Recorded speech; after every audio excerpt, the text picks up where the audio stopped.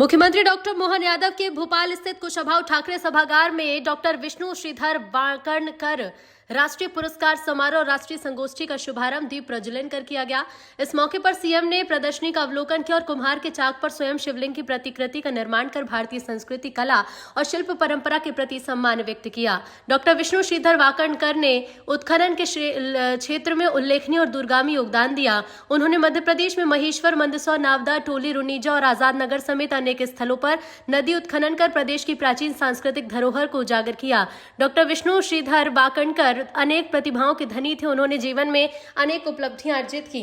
संगीत, मूर्तिकला, चित्रकला, पुरातत्व समेत विविध क्षेत्रों में उनका विशिष्ट योगदान रहा। विशेष रूप से फॉरेस्ट और मानव इतिहास के अध्ययन क्षेत्र में उनका कार्य सदैव स्मरणीय रहेगा। सच में आज का ये दिन अद्भुत है, जब 30,000 साल पुराने और यूं तो लाखों साल पुराने ऐसे उत्खनन के इस बड़े क्षेत्र में उन्होंने जो काम करके दिखाया। वाकणकर जी ने महेश्वर, मंदसौर, नावदा, तोली, इंद्रगढ़, मनोटी, आवरा, कायथा, आजाद नगर, इंदौर, दंगवाड़ा, रुनीजा ऐसे कई जगह उत्खनन और अध्ययन का कार्य किया है। खास करके सरस्वती की नदी कोई मिथक नहीं है, एक वास्तविक नदी है जिससे राजस्थान, हरियाणा, गुजरात के क्षेत्रों का संरक्षण करते हुए जो आज की घग्गर और हकरा नदी प्रणाली ही प्राचीन सरस्वती का अवशेष मानी जाती। मैं मान के चलता हूं कि उनके भारत, यूरोप, अमेरिका में 4,000 से अधिक शैल चित्रों की खोज और अध्ययन करके जिस ढंग से उनने काम किया, और उस आपातकाल के दौर में इंदिरा गांधी जी ने उनको पद्मश्री अनाउंस किया, ये भी हमारे लिए उस दौर का और दोनों दर्श। सच में उनकी जितनी बात करो उतना कम है। इसीलिए हमारी सरकार ने उनके सम्मान में जहाँ भीम बेटका है, ये रातापानी अभयारण्य डॉक्टर विष्णु श्रीधर वाकणकर के नाम पे करने का निर्णय किया है। हमें इस बात का आनंद है। इस तरह से उनके उस योगदान को स्मरण भी कर रहे हैं, और ये एक तरह से फॉरेस्ट के लिए भी उनका नाम गया। अभी जंगल वाले क्षेत्र में वाकणकर जी बचे थे, तो उनके कामों के आधार पर वो सब क्षेत्रों के साथ साथ वन विभाग में भी उनका काम का उल्लेख उनके नाम से जाना जाएगा। वाकणकर जी का कितने प्रकार से स्मरण करो, क्या एक व्यक्ति में कितनी प्रतिभा हो सकती है।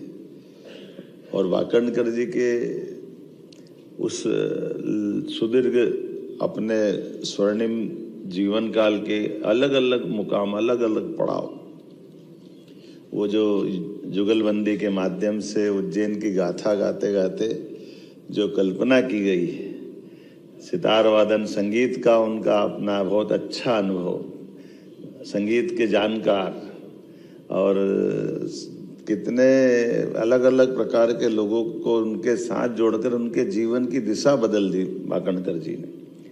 मूर्ति कला, चित्रकला, पुरातत्व और संस्कृत, डोंगला, मूलतः वो उज्जैन के जंतर मंतर में पंडित पुरुषोत्तम जोशी जी के साथ जाकर के उनके संस्कृत सीखने का उनने अपना एक क्रम चालू किया।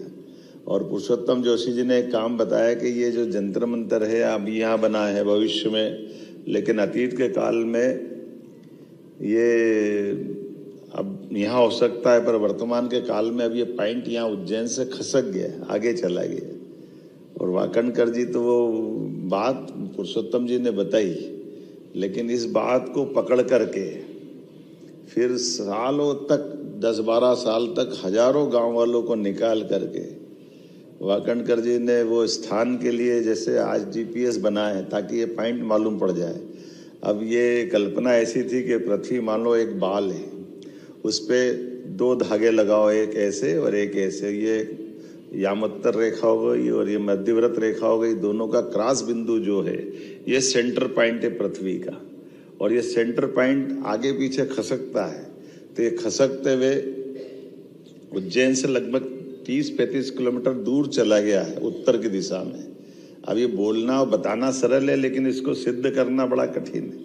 और 21 जून 22 दिसंबर को सबको गांव के अंदाज से काम करा रहे हैं, तो 1, 2, 3, 4 ऐसे नहीं, कम से कम 2500 गांव में लोगों को, हजारों लोगों को दिन में 12 बजे सब अपनी अपनी कागज पे लेकर के सूर्य कब अपनी कक्षा एक तरह से मध्य में ला रहा है। वो निशान बना बना करके लोग कागज पे हजारों कागज इकट्ठे हो जाते थे और वो हजारों कागज लेकर के फिर अपने पास आते, फिर महीनों उसमें ढूंढते कि वो शुद्ध साहिब कहाँ है, शुद्ध कहाँ है।